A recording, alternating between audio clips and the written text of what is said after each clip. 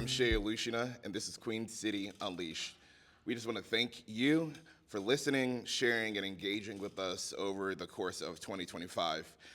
We've had 22 or 24 incredible episodes this year, talking to amazing people who have fantastic businesses or having fantastic voices in our city. We had our first two events. The first one sold out, a comedy show after that. That was so much fun.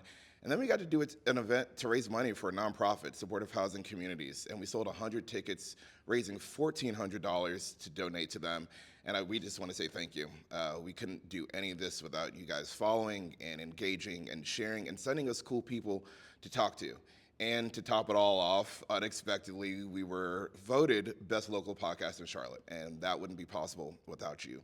So thank you so much for tuning in to Queen City Unleashed, for following us on the journey. We're excited about 2026. We've got more events coming, more incredible guests, and we're only going to keep growing. So thank you very much from the bottom of my heart. And to end 2025 on a bang, today we're here in Glory Days with the man himself, JD Harris. You've seen his brand all over Charlotte, from professional soccer players to NBA, football, and to probably the teacher in your high school somewhere. JD, welcome to the podcast. Thank you. I'm glad we finally get to do it. We did. I was glad. the problem, I know. No, you're not the problem. Look, Yeah. we're busy. Like Yeah, life yeah. is 2025 kicked a lot of us in the butt. So Yeah. like we make it work. Well, thank you. Yeah, of course. I'm excited to be here, so thank you. I was telling JD that I recently was going back through our blueprint of like when we first started this podcast of like who we wanted, and JD was on there. And this was one that I was like, I was not going to give up, because this is like, it's a fun one. And for me, walking around, when I first got to Charlotte, I saw your brand way before I even knew who you were. And I'm like, I have to talk to this guy. And now we're here. And you were persistent in a good way, and I appreciate it. Respectfully persistent. Yeah. It's more like, hey, I know you're interested. Like, let me know. I told my wife that we've been together for 10 years now. And so I never had the whole like slide into somebody's like DMs, like the Bumble Hinge. This podcast has given me that feeling. And I'm like, I would hate to date, because this whole idea of I send an email, are they going to respond? Are they not going to respond? Are they ghosting me? And it's like, different when it's a business. Like, yeah, but it's still the same feeling of like, oh, is this what it's like when you text a girl back and you don't know she's going to text you back? So I remember like early in Glory Days, like when we would start kind of doing our photo shoots, trying to find models.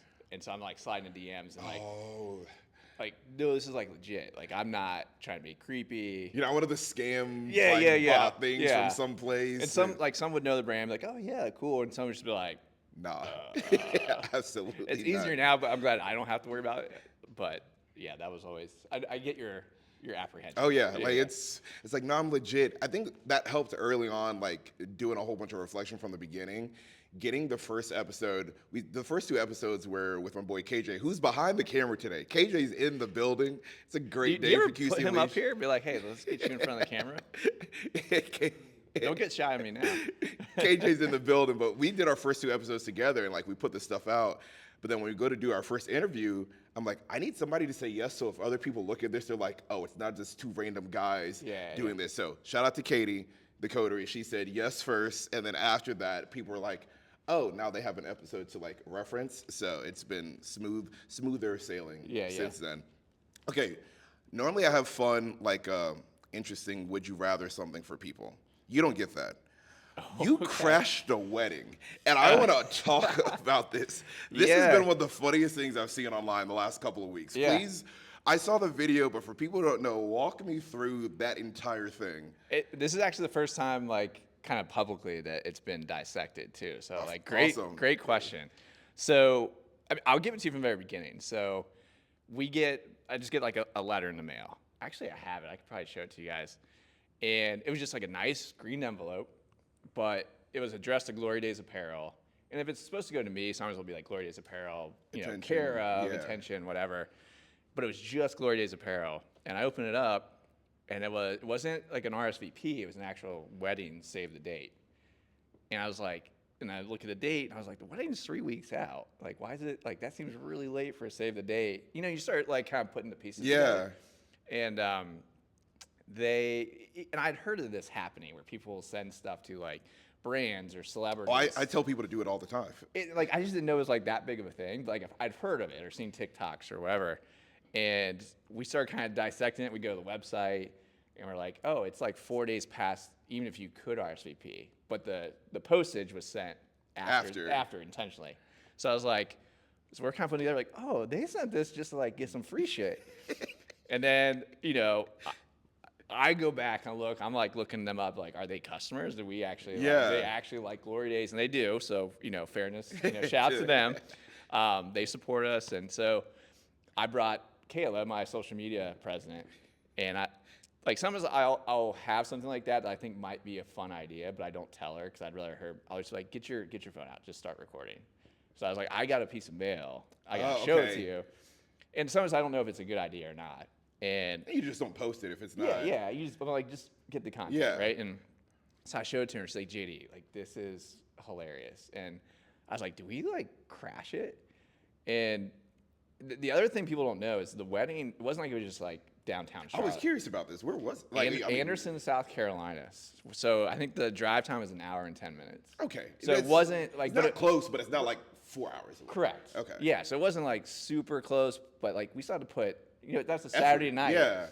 And so we kind of filmed this thing, the post, like, hey, should we go? Should we not?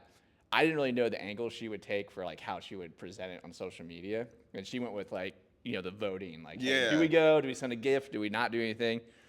And she low key, she told me later, we were actually in the car back from the wedding. And she was like, JD, she's like, you didn't know this, but unless someone specifically said, do not do this, like you were going, I was going to make you go. And I'm all for stuff like that, especially if it's like do it for the plot, the story, 100%. And like in a very genuine way, like it is flattering that someone like likes our brand enough to like, even if it's, hey, we want some free stuff, like just to consider us like that, like means a lot. So when she did that, and it kind of went, it didn't go like viral, but it blew up. I saw it a bit. Yeah, so. I mean that's our biggest like TikTok video, and so it was like we did it, and I was like, oh man, we're going, aren't we? And she's like, yup, we're going. So I didn't reply to like any DMs or anything about. And I saw them comment, at least on Instagram. Like they were like, this is us, we're fans. And I'm like, I'm curious how this goes for you. Yeah, we had people, we had the actual bride and groom in the DM saying, hey, it's fine. Like, we'd love to see you. Like, people in the wedding party were like, this is awesome. They would love it so much. Please come, please come. And I purposely, not to be rude, but I was like, I just didn't want to give anything away. Yeah. So I just didn't reply. And literally, we, like, that Saturday night, like, just hopped in the car. We grabbed, I had the idea to get Taco Bell party packs. I saw this. You might need fourth meal, like, at a wedding just to get through it. And I didn't know if I should dress up nice or, like, well, it's kind of funny if I just wear, like, the ruffled tuxedo shirt. And did you already have that tuxedo shirt? I did, and I've used it a few times. Even my friends, like, in our group chain was like, they sent screenshots like, we've seen JD wear this shirt before. Like, this is not like, I was like, yeah, you have a good shirt like this in your closet for a reason. This is what you use it for. Yeah, but I realized like I've probably worn this 4 or 5 times for other probably crash random things like that stuff. So, and I forgot this detail. So when we did the first video, kind of saying, hey, should we go? Should we not go? I actually already sent them a gift card because I looked them up. I knew like their contact info. So I sent a gift card because to me, I'm like, in case we don't go, but we're all of a sudden putting this on social media, like I want to make sure we're at least giving them, like, hey, thanks for, letting us, take make the content about them and not give them anything. Kind of right, feels, like that seems bad. Slow. Yeah. So I was like, I'm at least gonna send them a gift card. But so the wedding showed up, had Taco Bell. Did you go to the ceremony or just the reception? So I missed on purpose. I wanted to miss like the wedding and the speeches because I didn't want. It was like something that, yes, like it's fun if we're there, but I don't want to take that moment from them. So I was like, I respect you for that. That's good. I still felt bad, like even like trying to make it somewhat about Glory Days for me, but I was like, I'm definitely not gonna take those moments. Yeah. And we actually timed it perfect from what they said. We got there like right after the speeches, and I wasn't nervous that they wouldn't want us there at all. I was just more nervous, like, what point am I walking in? Like, is it going to be dead quiet and it's just like the Glory Days guy, the Taco Bell box. And I bought a balloon, I knew they wouldn't have like wedding balloons, but I just got a balloon that said thank you. And I was like, oh, it's a thank you balloon for inviting me. Yeah. So I had it clipped to like the Taco Bell box. I'm walking in, and it's like one of the balloons that's like, up in the air, waving around. And I did get them another gift card, and we had like one of those big like Trophy Smack chains where it's like a big logo. Mm-hmm. I brought that and I let them keep it, and I was like, "Let's be fun. Let them like pass it around." Yeah, I saw the video. You guys. Yeah. So I let them keep that, but I showed up and I also didn't know if it was a venue. Sorry, I know this might be a little long. No, this is perfect. Like I said, this is the first time I was really hearing like the whole start to finish. We get an exclusive here. I love this. I didn't know it was one of those places too where like there's multiple spots. Like you're party room A, party room B. Oh yeah. And we walk in, and I was like, everyone's kind of like dancing, hanging out, and they hadn't like spotted us yet. But like this girl saw me with Taco Bell. I think she might have been like a little drunk and like hungry, and she's like, "Oh, like who are you here for?" I was like, "Alexa," and she's like, "Oh, I'm Alexa," and I think she was saying because she wanted the Taco Bell. Oh. But I was like, "You don't look anything like the bride. Alexa." I'm like, "Am I in the right? Is this the right one?" Like shit.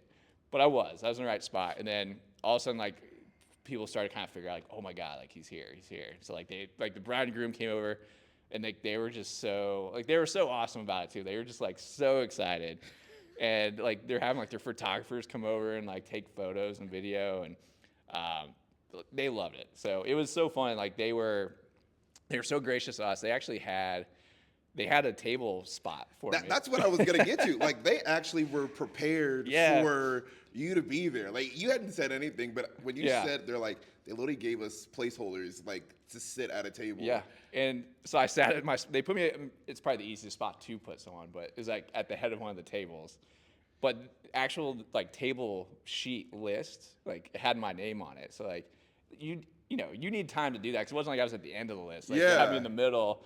So I mean, it was just like for them to like really kind of do that, and I was just like in just a wild, weird way. I'm like just so like honored and grateful, and it was a fun moment for me, to be able to like just be a part of that and think like, oh wow, like Glory Days has made this kind of impact on people that we get to, You're to wanted. do something like that. You're wanted as a guest at somebody's wedding. And I love like little moments like that where like how many people.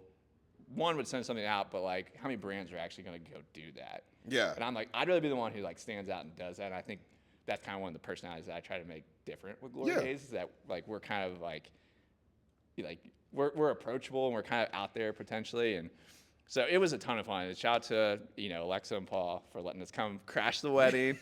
And now like I told Kayla, I was like, you need to put in the caption or something like, we'll try anything once. But this is not like I'm not coming everywhere. This is not the new thing that I'm doing. What if there's a price? What if there's a JD paid? So like we're Hokies, and so at Virginia Tech, like Hokies getting married, you can pay for the Virginia Tech Hokie bird to be at your wedding, and like you literally pay a fee and they will come. So like maybe this is like a new revenue stream. Like JD appearances. To, like I don't know why you want me there, like. But I mean, I'll make it the life of the party. Right, for the right, you bring your Taco Bell box. You bring a good time. The chain, you get some gift cards out of it. Right, exactly. For the right price. I mean, maybe we'll get married again so we can invite JD. We had so many people like someone like they're like, come to our wedding in Vegas. I'm like, I'm not going to Vegas. Like, I mean, thank you. It's hilarious. But now it's like it gets too far. Like, it's like no, this is not what. I still have a business run. I can't give out $10,000 in gift cards for weddings. I will say I have told some of our younger friends when they're getting married, because I've seen this for like Shaq and like other celebrities. They'll be like, somebody invites us to this wedding, and knowing we're not going to go, but the business will be like here. Yeah. Like people having baby showers. They'll write like some of the big baby brands. Don't give me another idea. Like now I'm crashing a baby shower next. Like Glory Day onesies. Glory Day having a baby. Glory Day Viz. That'd be a weird one to crash. But don't put it past me. Though. If they wanted you there, like I don't see why not. We had a blast. It was so fun. Like, and I think we were there 45 minutes too. Like, but I think that's something that you will always remember. And 100%. Even if you're not doing it again, there's got to be like people who are like, you know what, I rock with that brand. Like you Yeah. see it, like how many people saw the viral video and they're like, okay, if people love it this much, let's go check out their stuff Yep. and let's see like, oh, maybe I want to buy something or like just for it's like, all right, they're cool. Because like you said, it's not, you guys don't have a stuffy brand, which is what like I appreciate. Like it's fun. The brand feels like it fits with Charlotte, possibly because it's one of the earliest brands I recognize in Charlotte, but in my mind, it's like, Charlotte's not very stuffy, and so Yeah. like you not being stuffy, the brand not being stuffy, all that kind of going together. I'm like, hey, Yeah. it works. And I live for like I love those kind of moments, like just the like how often you get an opportunity like that where people want you to crash a wedding. Like I was like, I have to take advantage of this. Yeah, And that's not one you didn't see that on your bingo card no. ever. And it's like you said, it's a story I will never forget myself. Yeah. As part of this brand. So Okay, so speaking of your brand and Charlotte, what brought you to Charlotte? You're not originally from Charlotte, I'm right? not. Okay, No, so no. like most of us, but Yeah, like yeah. what brought you here? Sorry. I have been here since 2005, so at Okay, least wow. like it's not like I was here a year then started. 20 years, Charlotte. yeah. Yeah. I'm dating myself too, but so I'm from Ohio originally. I know it's another sore subject sometimes for people, but You're an Ohio State fan too? yeah. This is back to back that we've had Ohio There's- State people. Look, we're trying to This get is to the bad. beach. This is where the gas runs out. This okay? is bad. We gotta Yeah. stop. I gotta start screening better if they're Ohio. I know you went to school in Ohio. Went to Ohio University. Yeah. See, I was able to find that, but I didn't see anything about Ohio State, and I'm a Michigan guy, so this has to like stop. Oh, you're maize and blue? I am. Oh, man. I am. Wait. From Detroit. I'm from Detroit, so Oh, you man. know. Hey, but that's what makes the rivalry good too, right? You got to have that. So I think especially when I moved here in 2005, I mean, it's a transplant city, Yeah.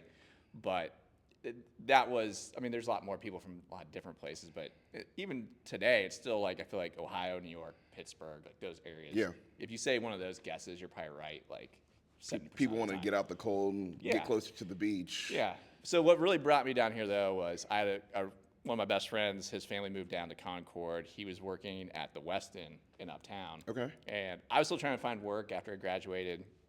I got done in 4 years. A lot of my friends did the 5-year plan, which I wish I could have stretched. A lot of them did the 5-year plan? Yeah. Was that a thing up there?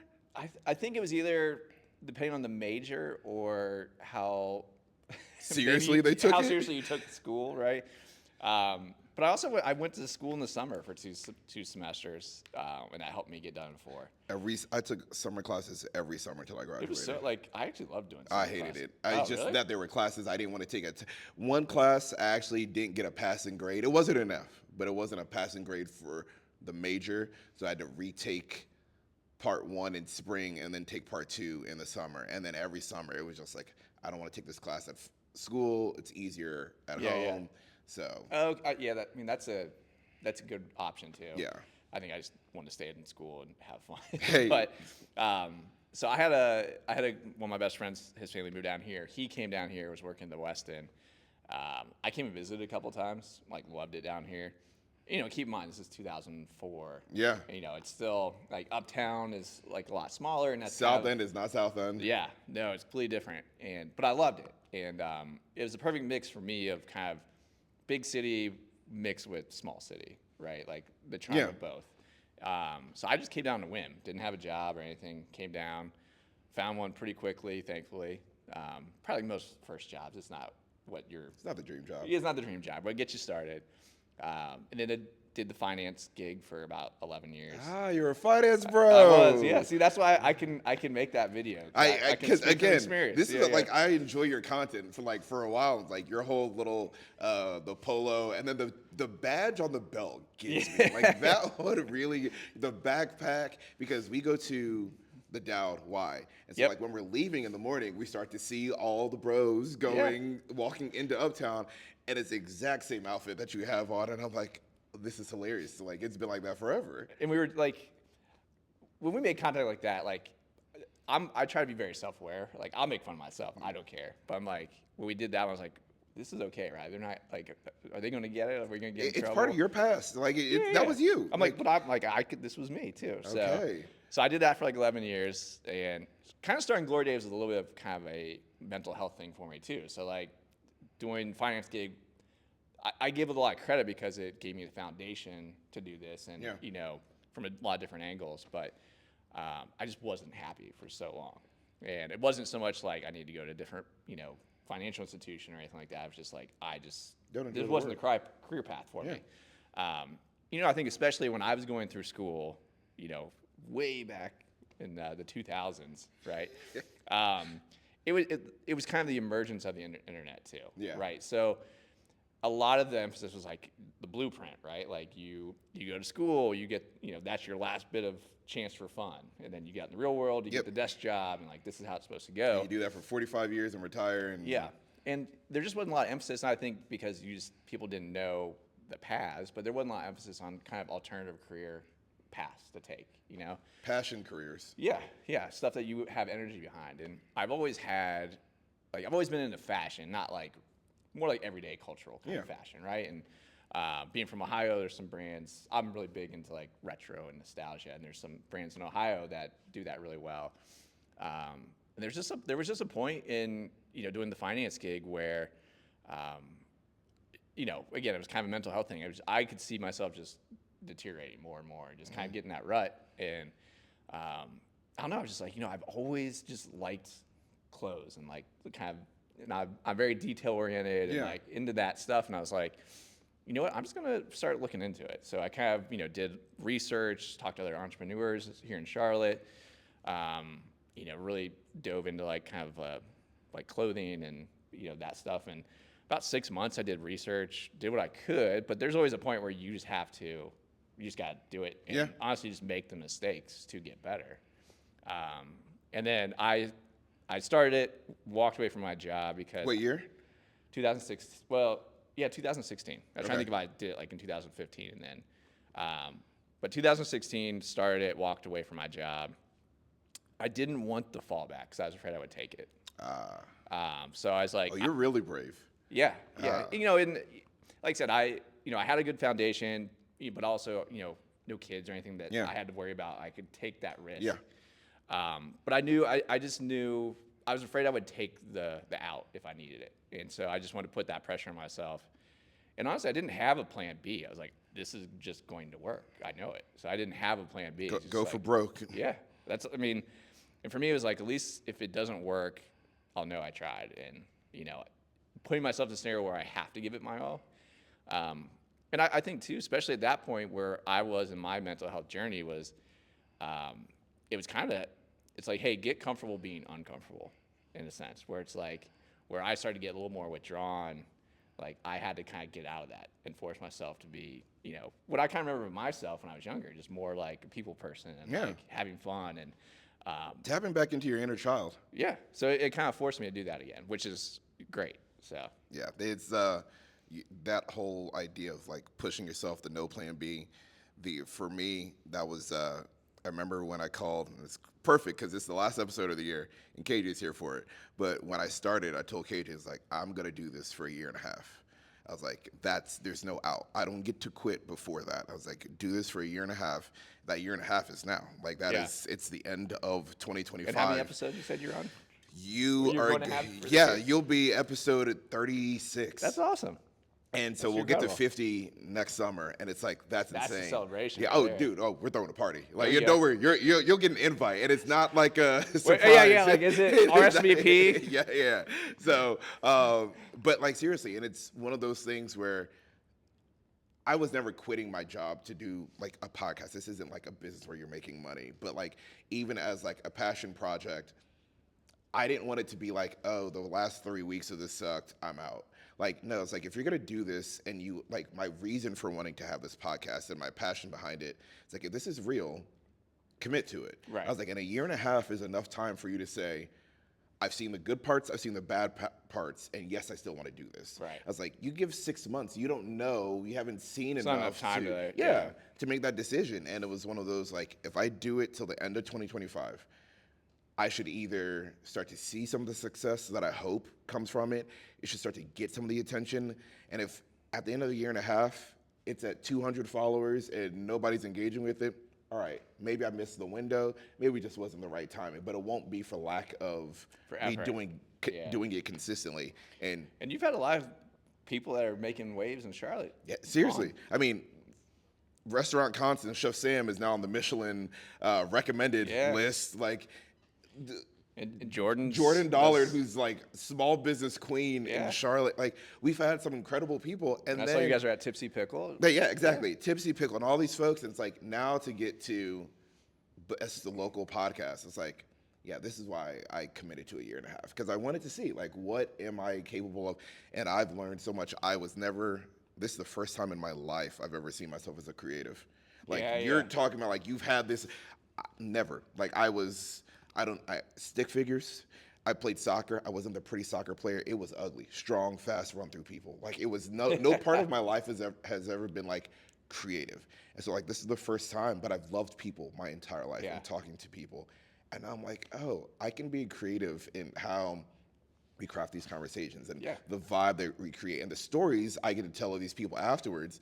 So it's like a year and a half in. If you're wondering, a year and a half in, we aren't going anywhere. Queen City Unleashed is here to stay. We made it to the end of 2025. Yeah, we're here to stay. We're not going anywhere. We're having fun. And like, that's exciting. Like that is like, when you commit to it, like people ask me, like there have been some people I've met, they're like, yeah, I'm thinking of starting a podcast. And I told my wife, I'm like, my advice to people want to start a podcast, don't. And she's like, why? I was like, unless you're willing to, like, you gave up the backup plan. I was like, unless you're willing to obsess over this thing and do it consistently, 3 episodes in and you're not viral, that's not how podcasts work. Yeah, the current, I think a lot of people now kind of want more of an immediate return, right? And that's just not realistic. It might happen to a handful of people, but that's not the majority. I know a handful of guys that I grew up with that all wanted to start clothing brands. Yeah. And they were buying random t-shirts and screen printing, and they're like, oh, it's gonna be the next big thing. And then it was like, it would start in like April towards like the end of school. And they're like, oh, they go hard for the whole summer, and then they come back in fall, and they're like, yeah, no, I'm not doing that. I'm pivoting. Or I'm doing other things. It's like, success doesn't come that quickly. Like you have to you gotta earn your stripes in a way. Like you have to earn it. Or I think, clothing's a good example. I think, people that do maybe start one, it's the initial like friends and family that support, which is awesome, and that's usually who's going to support you to start. It's kind of like, how do you get that person who doesn't know you, or how do you get that person to come back and buy again, right? And like that's where it gets tough. That's the challenge. So. Yeah, it's been for us. It's like, all right, somebody sees a clip with somebody that they know and they like it. It's like, what do I have to do to convince you to follow? Because that's the return for me. Like, all right, you saw this clip, well, what do I need to be doing? Or like, how do I need to be engaged in it? Where you're like, I'm curious about the brand, because that's what you have here. Like Glory Days is a brand that's like recognized for all the 1,000,001 great things that you guys do. That's the hard part of like building. Oh, 100%. Like, what was that process for you of building the brand? Yeah. Sometimes I'll look back, especially our first year, and I'll just, at the time it was good for us, but I'm like, oh man, just like whether it's designs or whatever. And oh, I feel that so much. But I mean, you have to evolve and grow and get better. And even now, like I'm never like fully satisfied. Oh, so, no. I'm always gonna be critical, and like, when our new releases come out, I'm excited. I'm already like, I'm over it. So I've seen this for like 6 months working on it. I'm like, I should have tweaked this or done this. Like, that's the double-edged sword of like being a perfectionist. Like, you want the best for your fan base, but I'm tormented in my head. But the tortured artist, the tortured artist in a way, and but I think you bring up a good point. I feel like the surface of what I do with making a shirt, like that's just that simple statement. Yeah. We're not doing anything that unique or different. Like, we're not. Where I can try to be different or what I try to do is like connect is, one, for me, it's quality. Something that's just I want our shirt to be the one hanging up at the vintage market, like on display. That's like, I don't want you to have to pay $400 for a t-shirt, but it's like, oh, this is like that level tier, right? But I just want it to be something that's going to have that quality and just have that kind of memory attached to it for people. But also the experience we can give our fans. Like, that's where I think just our personality, that's how we separate ourselves and try to. Like Crashing the Wedding, or just how we try to do like the Icons events, and like I look at the brand as a way to connect more with our fans and give them something that creates, I want our shirt to create a memory. So like it's something, and this is like when I started the brand, this is something I always thought about, is I have shirts that like they might not fit or I might not wear them anymore, but like I just can't get rid of them because like it reminds me of like Oh yeah. XYZ at this sporting event or like this memory with my friends, and like there's just so much attached to this piece of garment. I'm glad you that's when I understand create that. you know? I'm glad you understand that because Yeah. my wife was behind the camera rolling her eyes and just gave a look because there are certain shirts that she was like, when we got married, I was like moving a whole bunch of stuff out of my parents' house. She was like, "Do you really need the shirt?" And I'm like, "Yes." And she was like, "Why?" I'm like, "Because I do." And like, Yeah. like you weren't there when this shirt, like you don't know the heart behind this, but like I don't want to I want to be able to pull this out one day for a kid and be like, "All right, let me tell you the story behind this like shirt here and like why it means so much." And then like you get to pass that down, and she's just like, And I think that's what it is with clothing too. It's like it's almost like someone else can kind of take that memory or that story. And, Yeah. you know, it's different things for different people. It might not be a shirt. It might be, you know, whatever they collect. But to me, it was shirts. I got a So, couple shirts from my dad. I will never wear it because our sense of fashion is so different. But it's like, I remember as a kid my dad having this shirt, and it's just like, I just want to hold on to it. Like, and my dad's not dead, very much alive. Like, I could get another shirt. But it it's reminds just you of like, something that you hold yeah, dear. like it's just like I have a piece of clothing from him that's like I would never wear, maybe for like a throwback party or something. But it's just like Yeah, the you never know, memories. you never know what will come back in style though either. So, but you know, the other thing, like at the very least, I want anything we create. I want it so when people wear it, either get a compliment or it creates like a positive human Absolutely. interactions at the very least. So, you know, and those are the stories too I love hearing from people where it's like, you know, I was at the airport and saw someone and, you know, there's almost like, you know, like the Jeep wave where like you see the Jeep and you kind of You like, guys all- I feel like there's almost like a Glory Days kind of like secret, like, oh, I see the patch. Like, Yeah. I got you, you know? So, and like to me, that's just, I geek out over that. Like that's just, to me, it's just like, I don't know, like the hairs on my arms stand up. And you talked about the icons thing that you do, and I've seen some of those, and I think they're super dope. Could you explain some of that? Because one of the things I think that also stands out for you is that you haven't, like, your brand is all in on Charlotte. Like, it's not like, I'm sure people other places might wear your brand, like they visited and wear it back from where they came from. Like, you really tied your brand to Charlotte. Is there a reason you wanted to make sure it was Charlotte and not like trying to make it more of a national brand? You know, what's funny, you asked that too. And when I first started Glory Days, I didn't even want to do Charlotte apparel. Like, I think I had one Charlotte shirt in my whole first drop. No way. Yeah, I really just wanted to be like a regional, like sports kind of brand. Huh. Quickly pivoted because I realized there was a lot of Charlotte pride that people wanted to like, because there wasn't a lot out there.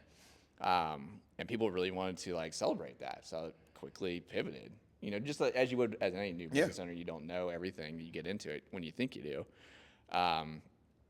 So, and I'm sorry, what was kind of the rest of that question? Like why you've tied it to Charlotte, like why you didn't like want it to be a national, and it kind of you were hitting on it. Yeah. So, sorry, I got distracted.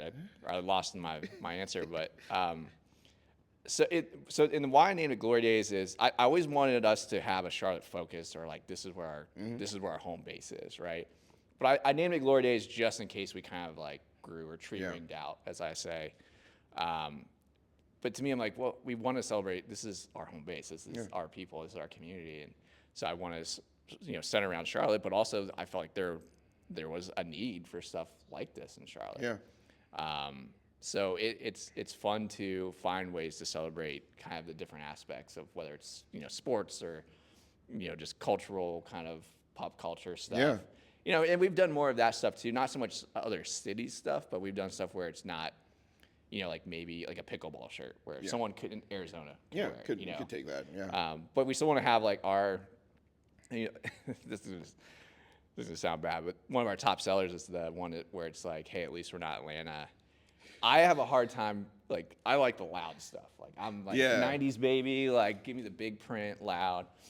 But like minimalist, kind of clean looks are in. And that's harder in my mind to design than something like this. Because I'm like, how do I do something simple, but it's different? Because simple has a limitation. Exactly. This, there's no limitation on how crazy or loud it could be. Yeah, there's still a skill to get to where people want to wear it. Yeah. But like, it's, you have more option here. And like, something like that, I was like, to me, I was like, I need something else to this shirt. I'm like, and I you know, I like to have a little humor to a lot of our stuff. And I was like, what if we just like, more of like, if you want to talk to the high state rivalry, you know, like, I kind of channeled that a little bit. It's like, how do we kind of poke fun at the rival a little bit, in a nice, respectful way, but like just have a little fun with it. And I think that's the line that like sold the shirt really. Like that's why people like it so much. You have another one that a friend of mine. You have the turn. That's you, right? Glizzy's at the turn. Glizzy's at the turn. Yeah. And one of my that some of our crazy. friends, they play golf well. I play golf badly, and at least you go. I'm very honest about that. Yeah. Like I know what I'm good at. Hey, I know he really what I'm is not. playing for 8 hours when he's gone that long. Yeah. But it takes that long for real.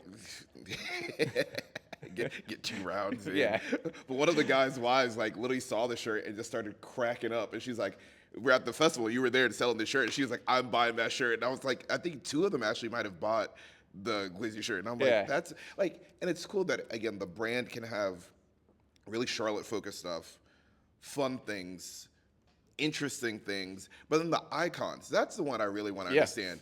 You start this brand, and you're growing and growing and pivoting, and realize like, all right, you want to rep Charlotte with this brand. How did you get into the athletes and the icons? Because it's not easy to do. Mm-hmm. So what was that process to get there?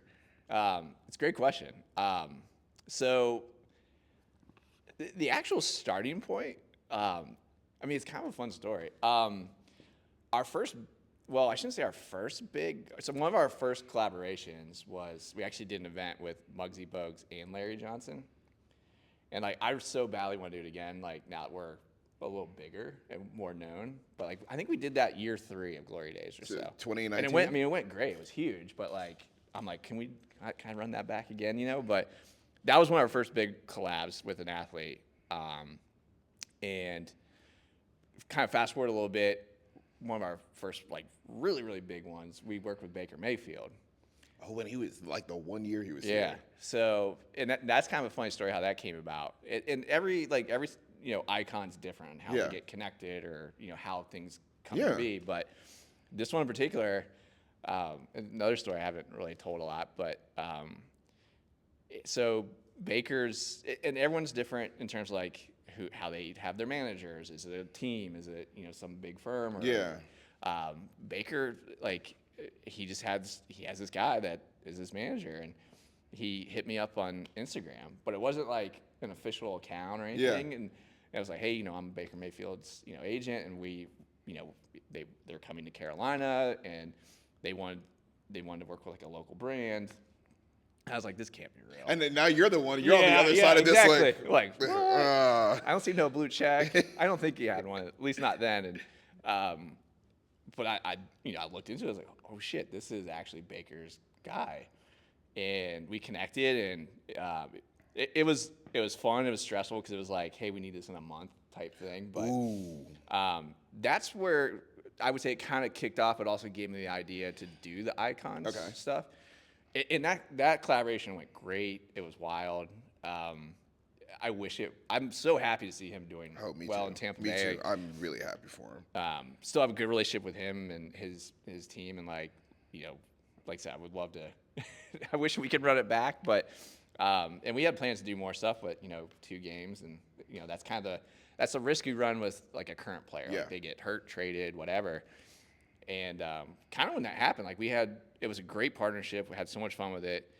But when he left, it kind of gave me the idea. I was like, sure, we would always want to work with current players as well. But I was like, there's a lot of guys who are so well respected and like involved in the community in Charlotte. I was like, what if because there's less risk with working with guys who are retired. Like, what if we have? And I kind of came up with like the Glory Days icons, as like a collection. And at this point, we'd kind of already worked with some people like Greg and his team. Okay. So initially, I was like, all right, I'm going to reach out to. My goal was in 1 year to try to get 3 icons. So I was like, all right, I'm looking at the wall of icons up here to remember the order. Stu, who's been a longtime supporter, him and Natalie, awesome people. He was like one of the first people I hit up. He was down. He's like, yeah, sounds awesome. Let's do it. Let's run it. And then Greg, and then Mike. They're all so great to work with. But those were like my 3 I was hoping I could get in a span of a year. And I think as it kind of progressed thankfully, the success of them, it was like, let's just do 3 more. And other icons are probably like, this is kind of cool. Yeah, like, I want in. It means a lot to me for so many different reasons. Like, one, that, all of these icons, like, have the trust in me and, like, the willingness to participate. And they've all been just incredible to work with. And, like, it's, going towards, whether it's their charities or, like, someone else's they're close to. Yeah. Like Stu did Steve Smith's foundation for his. So then, like, Luke did Greg's foundation. And, and a lot of these Luke guys and Greg are also like, have you seen videos of them coaching that football team? Yeah. It's intense. I know. The two of them are like, could you imagine like getting coached by those two guys? So, I've talked to, like, their teams and stuff and been like, do you think the kids realize, like, how awesome this is? Or they're just like, it's not like 6, 7, so they're not like not cool enough. No, JD, you ruined it. You ruined it. We were gonna make it a whole year and not mention 6, 7. You ruined it. KJ's like, oh man, so disappointed. He's like, I'm leaving. No, it's over. We had a good run. We had a good run. Because, like, it's the old guy saying 6, 7. Oh no. You can cut it. Just cut it. Oh, this is hilarious. This is perfect, honestly. So yeah, in the first year we did 6 icons. Gosh. Which is great. It's just it is a lot of time and energy because it's like you really want to get it right. You want to get it right, and that's where also my obsessive, like, torture artist, like, the icons for me. Yes, it's about doing a cool shirt like that we can, like, where fans can celebrate like their icons. But we always, one of my asks is that we do something for the fans. So, like, my preference is a meet and greet at the store. The reason for that is I think back to, like, when I was a kid and, like, I would go to, like, an autograph signing. Like, that memory is in my head of, like, that athlete or whatever. And they're not as common anymore either. They're not. No. And to me, I'm like, we're creating an opportunity for, like, someone to bring their son or their daughter and, like, they're sharing their favorite athlete, but then this could become that, like, their child's, like, big moment that they remember. And so to me, like, that's really important, but just so incredibly awesome to be able to create that kind of moment for people. And then the other thing that's fun with this is kind of like my nerdy, like, appreciation, but at least with all the icons that as far as the artwork we've done to this point, I don't know if you remember, like, the old, like, kind of caricature big head shirts from the 80s or 90s. So actually, one of the same artists that used to do that for Salem Sportswear back in the day is who does our icon artwork. Wait, I feel like I remember you telling me this before. Like, you found him. Yeah. So and that's as you're asking these questions, I'm like, actually, some of these stories are kind of interesting. This is why we do this. Like, you're seeing firsthand why we do this because, like, and again, I forget. That's why I tell people, like, I've got some questions, but, like, the conversation's gonna go where it needs to go. So sometimes you just get so busy, just in the straight line that you're like, oh. Now I look back on this. So we got kind of connected by happenstance a little bit. So, like, I was wanting to do that kind of artwork, and it's not one where you can print it on a T-shirt. It's not easy and a certain quality level too. One of the designers I was working with at the time, I kind of asked him, like, hey, is this? I didn't think it was, but I was like, I'm going to ask the question. I was like, is this kind of a style you can do? And like, not really, but like, I work with Mudge, who did this stuff with Salem Sportswear, and like I said, this is my nerd, like, in like liking. That's one of your one of your OGs, one of the heroes in the game. To me, like, that's like the Michael Jordan of, like, the shirt game. Right? Okay. Like, one of the goats. So I was like, oh man. He's like, I'll connect you if you want. And I was like, absolutely. And to Mudge's credit, I mean, he's worked his, what he's been able to accomplish and what he creates, like,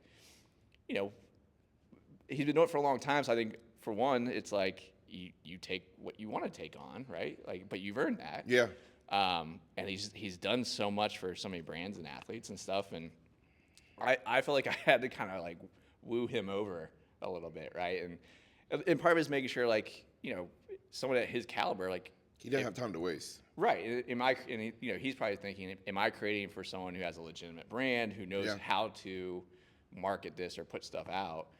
And then finally we kind of started working together. And then when the icons opportunities started happening, I was like, this is my dream, to bring my childhood shirts to life, but with, like, more current day athletes. So, and part of the fun is like revealing it to each of these icons individually and just being like, what do you think? Like, this is one I don't usually tell, but I remember the first time, and there's different phases. Like the first raw one is like real, not just icons, but not everyone understands like, hey, this first one is not going to be what we end up with. Yeah. And I remember when we got Steve's kind of his, like where you could really see what it is. I sent it to him, and he, like the whole process, he was probably one of the most accessible people that I got to work with, and just so fun to work with. But I sent him the artwork, and that's always a nervous moment for me. I'm like, I hope they like it. Because you like send it, you're like, all right, I sent it like 30 seconds ago. Like, why haven't they said anything yet? Like that's my moment. Like, I hope they like it. And my phone rings, and I was like, it's him. I was like, oh no, he hates it. He hates it. And he's just like sick in my stomach. Oh, dude, he was just like, JD. He's like, I couldn't just email a response to that. He's like, I had to call. He's like, that is sick. And I was like, okay, thank you. That moment itself was awesome, but I'm just relieved that he was happy. That's one of those phone calls you probably like hang up with the phone now. And you're like taking deep breaths, like, yeah, okay, like that's and it was that like, happened. Yeah, it wasn't the first time we talked, but it was just like I had just sent it, and I was like, oh no, is it that bad? Like he's got to tell me like, no, start over. But that's my paranoia. That has nothing to do with anything he led on. Like I'm in my head just like, nope, I messed up. But I want to give you your some flowers for a few things. Like listening to you talk about this, one, to have a brand that icons of Charlotte sports respect and want to be a part of, like that's big. Like because those guys probably get called upon for a lot of different things around the city. Yeah. But like to have an established brand where it's not one, you said 6 in a year. That's insane. Yeah. Like that is all the work you've put in to get to that point, being recognized by like guys you and I grew up playing in their sports at the highest level, being excellent. Like, so for them to like acknowledge that, like that's, I mean, I'm sure you have your moments, but I just want to tell you, like, that's dope. Like that's, thank you. And not just that, but the one that I think is even more impressive, you tapping into like, hearing you talk about this, you sound like a child who now has adult money to do child things and turned it into a business. I've never heard it described that way, but I feel like that's so accurate. Like, because everything you're sounding like, it sounds like you're a kid who's got like all the Legos they could ever think of, and they're just playing with stuff. And like, you're just trying, like, oh, I like this, and I'm gonna do this, and it's like you just sound like you're in the sandbox just playing, and like you've turned it into a successful business. But in that, you are able to connect with your Michael Jordan of sports shirts. And he recognizes the work that you've put in and like the brand that you've created. So it's like you've made your inner child like super proud to like be able to get to that level where sports icons and the guy you looked up to are like, yeah, we trust you and we want to work with you. Everybody doesn't get to say that. No, shit. Now you say it that way. No, and I don't take it lightly, at all. Like I'm so grateful, and I think especially like that's probably why I'm so obsessive with my work ethic too, is like I look anytime I work with one of the icons or whatever it is, it's not just me I'm representing them. So I'm like, I have to give it my all, and I want to, and I'm going to. And it's like, it's kind of those when we have those moments where they're like, yes, let's do it, or we're on board. Like to me, I'm like, I want to prove to you like you made the right call, right? And oh gosh, I feel that so much. Like when we do these episodes, there have been times people are like, you could probably like feed your episode like the raw stuff to like one of these AI things and it'll get the clips for you. People are like, there's all these clip generators. And I was like, no. I said, they're like, why? I said, because I care so much. I was like, if I'm taking 2 hours out of this person's day, all the emails and communication beforehand, when we record this episode, I get 5 or 6 clips to represent them. I was like, I'm not giving it to AI to tell me what they think are the best. I was like, because there are moments, there are human moments. Like AI is good for a lot of things, what might be the most viral. I was like, but there are human moments and stories that I get to tell. And it's like, I watch every episode through. I'm taking the second marker and I'm like, cut here, put here, and like, this is the topic. And this clip, I think, best showcases this story of their life. That's like, I care so much because you guys are all great enough to give me your time. I don't pay you. And the best payment I can give you is like, No, I'm just kidding. I was like, what? Oh, he got me. Oh my goodness. But like the best payment I can give is like really making sure that at the end of it, you're like, I appreciate the clips, I appreciate the stories that you told. And like that's how I feel like you earn respect. That is the like A lot of people can talk the talk, like until you. I mean, even like when I was saying my goal was 3, is like I wouldn't have gotten the 4th one if we didn't do the 1st or 2nd right, you know. And but I'll take it a step further, like the huge reason that I'm able to have those opportunities and those successes is entirely because of our fans. Yeah. Like, I hope people believe me because I am so very genuine and like it just makes me so happy that we have so many people that like support our brand the way they do and like look at Glory Days as a way to be like something. I always want our brand to be something that people are proud of as far as like representing the city and stuff. But I always go back to fans because they always make me feel so great about what we're doing, but they're giving us these opportunities by supporting. So like, and you're connecting with them. Like they're supporting because you're connecting. Like people don't support things that they don't, that they're not into. So and like I feel like it's like they give me that energy, and like I want to give it back, and it's like I'm always just so grateful because that's what's making this brand so special. Like, and I say that I'm like, I hope you guys don't think I'm just being like some corny PR marketing response. Like this is my genuine feelings. Like you guys are the fabric of this brand. Like you guys are what make it special. And when they come out, they line up around the store for an icon event or like a warehouse sale. Like it's like you guys are creating those moments. Like we might record and put on Instagram or TikTok, but it's because you're doing that, And I'm always so happy. I try to enjoy the moments. I'm always like, like gotta sit in it a little bit. Yeah. Sometimes it's hard to enjoy the moment, but for me, it's the guests that like. Again, I also at this point I edit, so like we are a full in-house operation. My wife does pictures and graphics, and like I'm editing the whole thing, and I feel like that actually it's better for me, but it's worse for me because now I'm not sending it to someone to edit. Like I am like.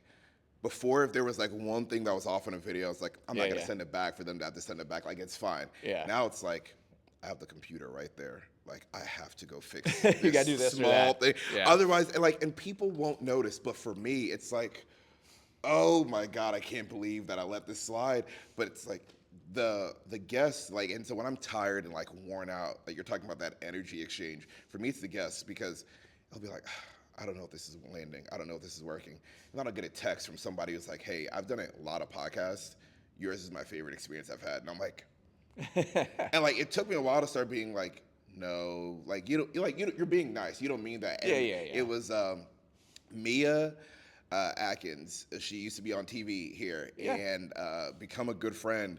And I wanted to interview her. And then she was like, do you want to get interviewed for TV? And so I get to see her be a pro. But like her praise afterwards, she was like, that was the best podcast I've done. She was like, you handled it so well. And I'm like, you're like, it's hard to take a compliment sometimes. I was like, you don't have to say that. And like, those are the moments where I'm like, this is why I keep doing it because the guests get to tell their story in a way that they like. How many times have you said like, oh, I haven't really shared this, or like that's like, and I'm just lucky. Like I don't ask you I don't know all these stories, so I can't ask you about them. And honestly, I don't do a lot of stuff like this, mainly just because I'm like I'm never like I know I'm in like our content and stuff like that, but it's not like out of ego. It's not like I want to be seen and all this. Like I understand like people.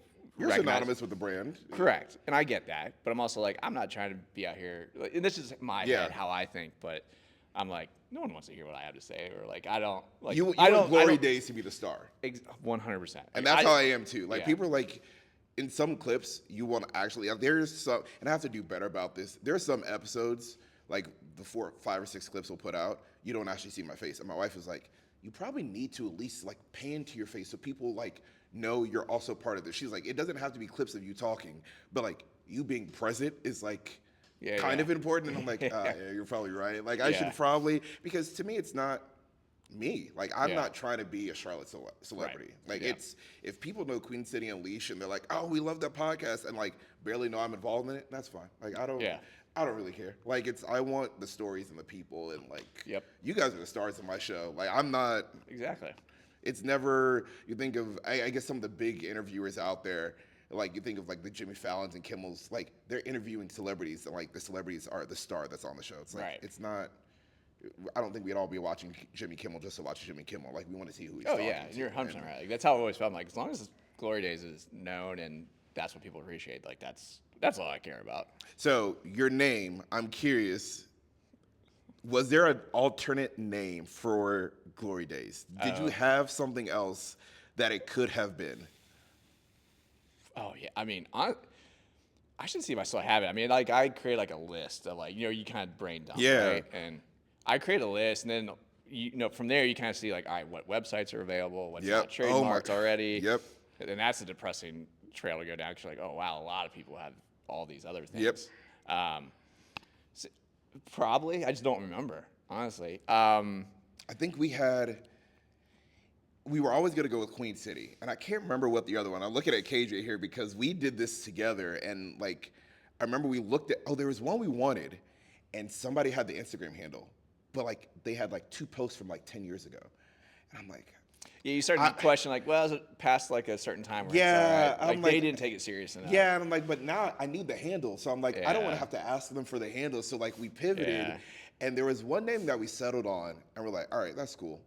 And I was like, yeah, we like that. And we were kind of excited about it. And then we looked at like, somehow Unleashed came up. And we were like, no, and KJ and I both have some of that word just like resonated.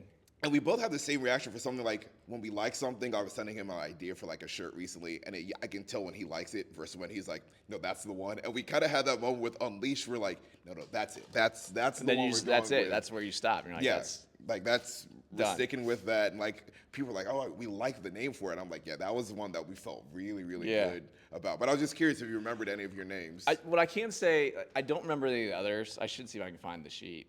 What I can say is when I was going into the process, I knew for me, at least at that time, I wanted to be a Charlotte brand, but I didn't want it to be in our name in case we did grow. Yeah.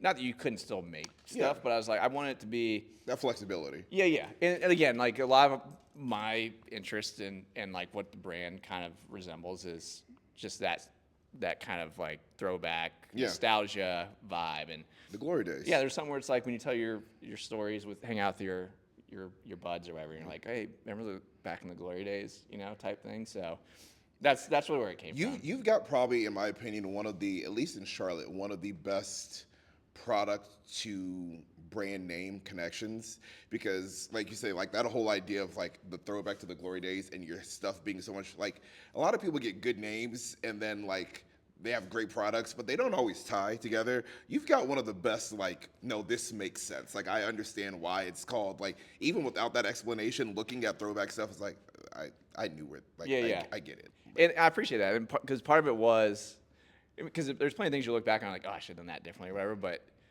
early on, I knew I wanted to have, like, the name connection to, like, kind of the clothing style that we were going to have. Like, which was, again, was, like, nostalgic or retro kind of inspired. Yeah. So, whether it's a Charlotte thing or even, like I said, like the Glizzies as a turn, I hope when people see our stuff, whether it's a Charlotte thing or just more pulp culture, like they recognize, like, oh, that's a Glory Days. Yeah. You know what I mean? Like, there's that connection. There's also, you have certain fonts or styles now that even if I don't see the patch, I'm like, I bet that's a Glory Days shirt. And then by the time, like, I get around the person to see it, I'm like, oh, yeah, it is. Like, it becomes certain fonts and, like, branding, like... Yeah.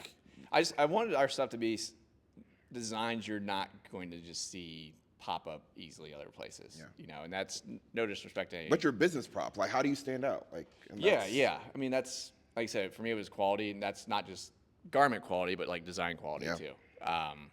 It's like, how do we stand out? So, and that's for, like, you talk about the standout. Like, for me, thinking about this, it was like, it's not just talking to people. I'm like, there are other podcasts where people are talking to people, like, that is great.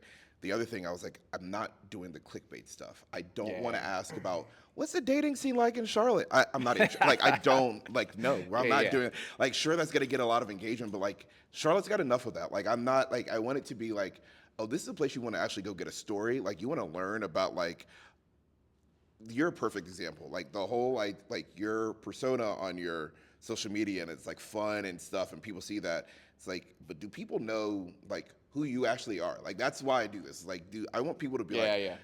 oh, I actually really learned something about JD, and like I had no idea about fill in the blank or these things in his journey. It's like, how do you stand out? Like that's what matters, because that's if you can figure out how to do it the right way, that's what people keep coming back. Oh, yeah. I don't want to be the clickbait, because the minute you're clickbaity, now there's no limits to what you'll do for trying to get the viral moment. I was like, and before you know it, I'm running around doing something really stupid, and it's like, no. You still want to be on brand, Yeah. right? And like, like we struggle. I shouldn't say struggle, but like I'm cognizant of that when we create stuff too. Where it's like we still want to like be true to our personality and our there's some authenticity. There's some moments I ask her, I'm like, they said this, and in the full episode it'll make sense, but if I clip it, does it look bad? And she was like, yeah, like you can't.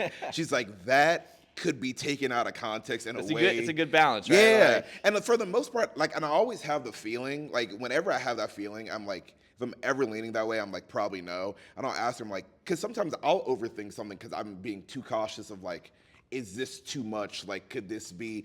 And so sometimes she's like, no, I think if you cut it this way, like, it tells the right story. Where there's something that's like, yeah, that could be, if you don't hear the whole 5 minutes beforehand, like, that could be taken the wrong way. So it's like, having a brand and like knowing what your morals of your brand, your, what do they call it? Your principles, your pillars of your brand. Yeah, and like sticking to those.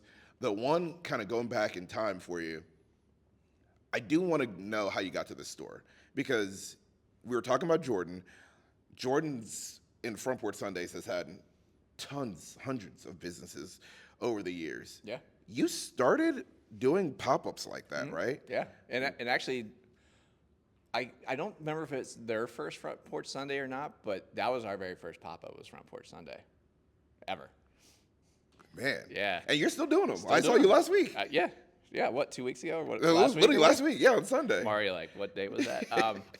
And, and I still love doing them. And it's to be around people. Yeah. Like, it's meeting new people that come to Charlotte. Because, Charlotte, so many new people all the time. Yeah. I think when I started the brand, again, like, you think you know before you know. Like, I was like, oh, we're probably going to have a ton of online sales. And you do get online sales, but, like, I started doing pop-ups, and like that's where I attribute a lot of the pop-up scene to helping us grow the brand. Yeah. And being in front of people, getting people to know the brand. Because even if they're not buying, they're walking past it and seeing it. Yeah, and it's just a good way for you, because especially early on, I mean, it's always this way, but especially early on, like, people are going to start wanting to learn about you and buy into you. Yep. And that's where I say, like, again, like, it's not about my ego, but like, understand they're going to associate me with the brand. They become a fan of you and want to support you. Which I appreciate. Yeah.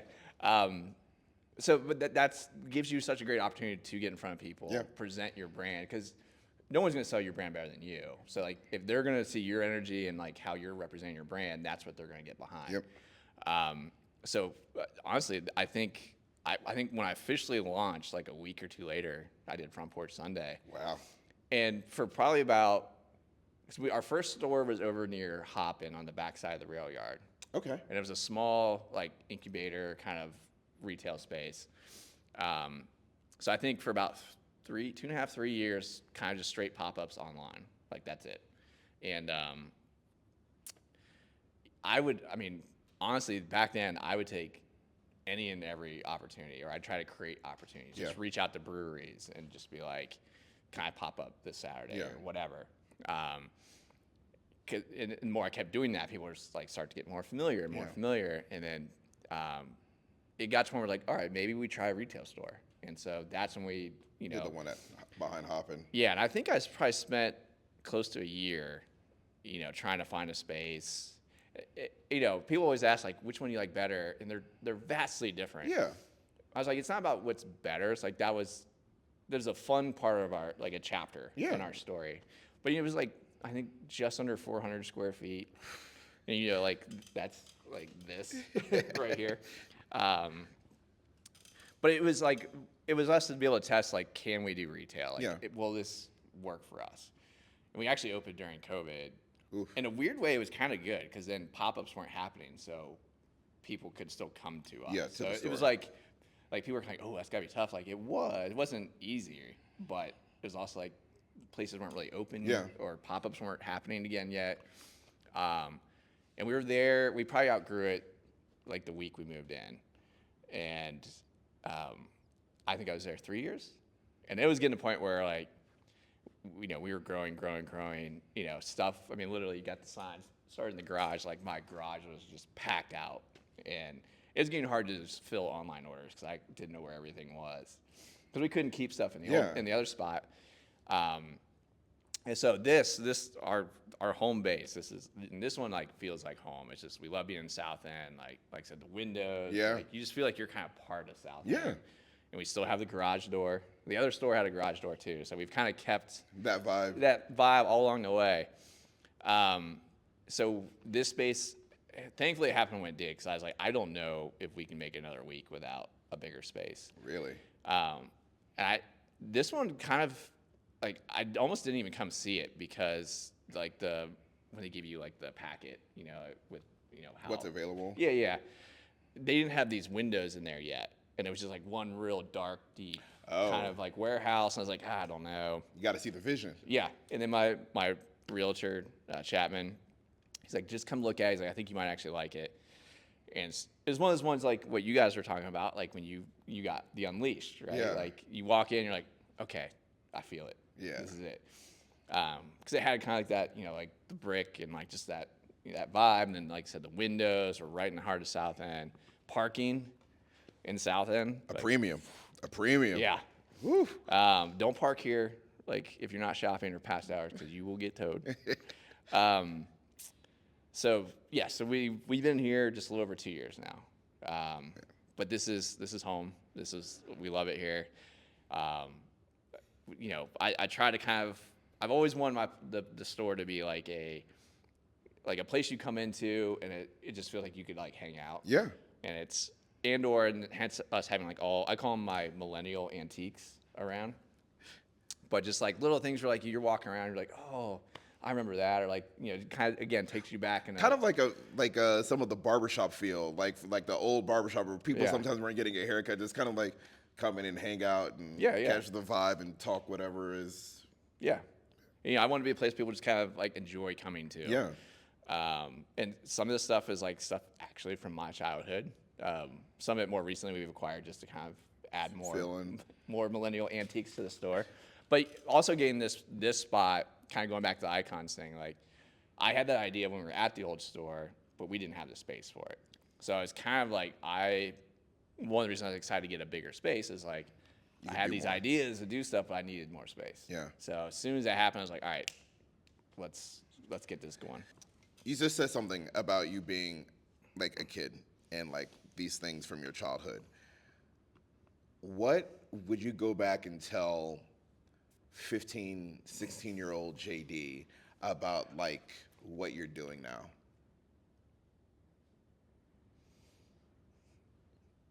Oh man,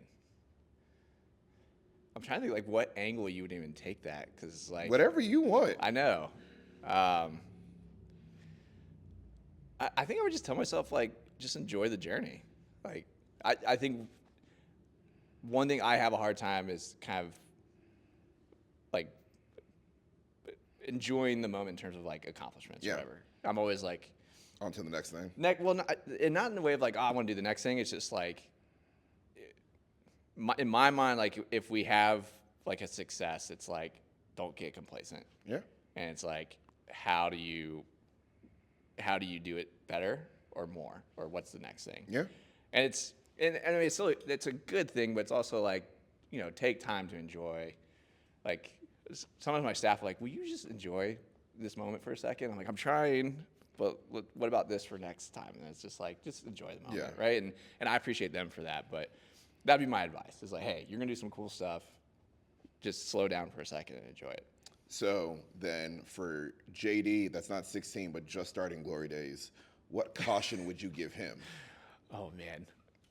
What caution would be like, hey, watch out for this, or take it easy here? Like, what would you be telling 2016 JD? Man. I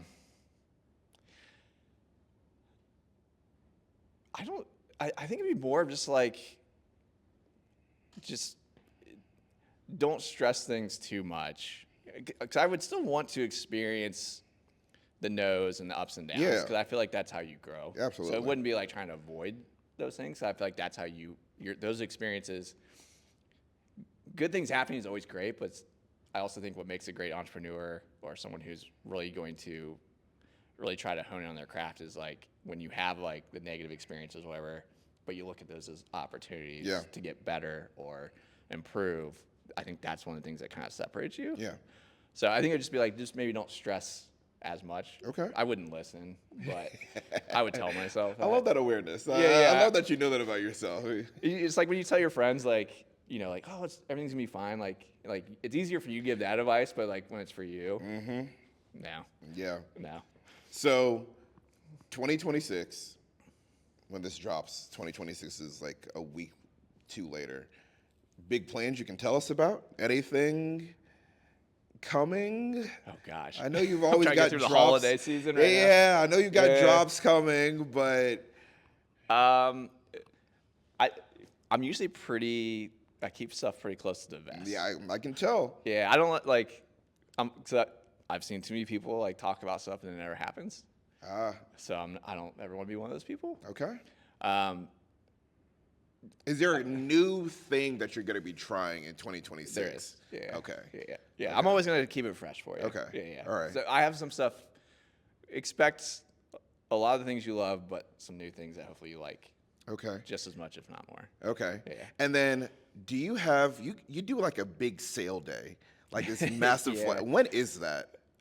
So we kind of do too, but the one you're probably talking about. So like coming up for this holiday season, and I'm trying to figure out how we're gonna do it this year. We do a 1-minute sale on Cyber Monday. So that's Okay. one. But the big one you're talking about, we do a big warehouse sale. We usually do it twice a year.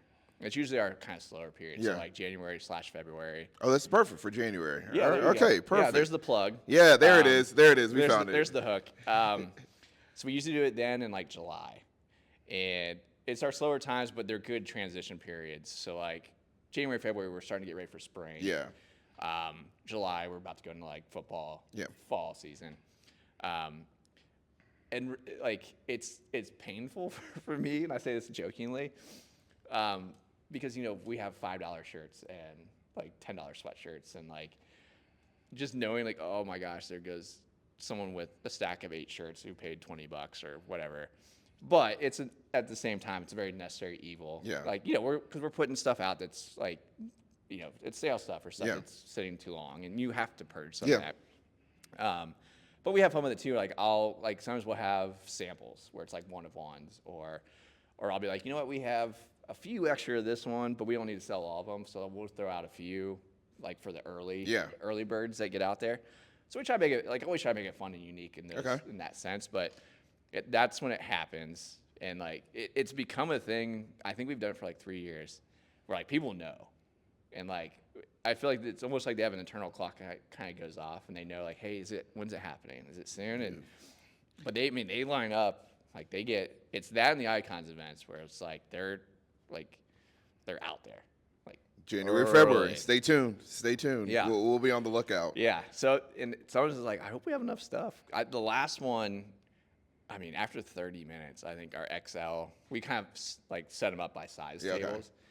Like our XL table was cleared out within like 20, 30 minutes. And it's, you know, that's the purpose. Like you're not supposed to be like, hey, you just come casually shop. It's kind of like get in and get out. Yeah, get in and get out. Get what you want. Yeah, the person in me is like, oh, I feel bad. These people that were in line, like, but it's like, well, but the people at the front were here 8 hours like ago. this is like, this is a high for them, like a moment they'll remember. But I always try to be, this is the planner in me too, where like, if it's getting to that point and there's a line, I'll go out and be like, hey guys, here's the situation. Yeah, let them know. Up to you if you want to wait and see what's in here, but FYI. But it's kind of like a cult following where people are.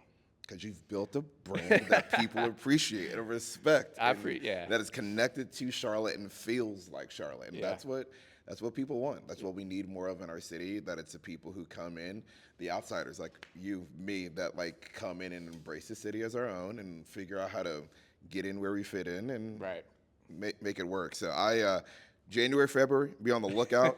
Also, this is our last episode of the year, so support. Like, holidays are here. Buy some holiday stuff: hats, sweatshirts, crew necks.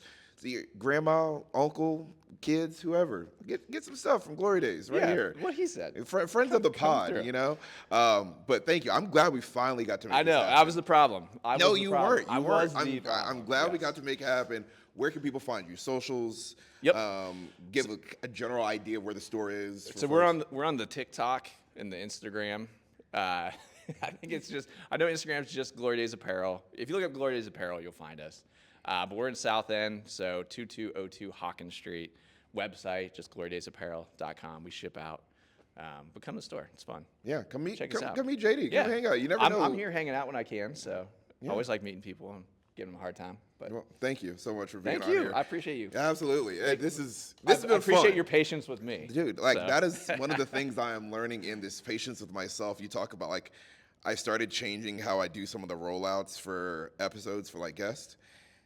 And I sent it to Cajun. Cajun's like, this is so clean. This is so clean. And I'm like, yeah, the problem is I've got 30 episodes before I made this change, and I want to go back and change all of them, but I can't because it's going to take too much time. It's like, and like you were saying, it's part of the journey. And the things like that and patience with myself and learning, like you said, everything that's happened so far, like, it's been a learning opportunity. And we are blessed to be at the end of 2025, going into 2026, not going anywhere. Yeah, we did it. Like, and that is like probably one of my proudest adult achievements of, like, doing this, loving it, having fun with it. And I feel like I get the best seat in Charlotte, getting to talk to all people like you and learn about your businesses and your why.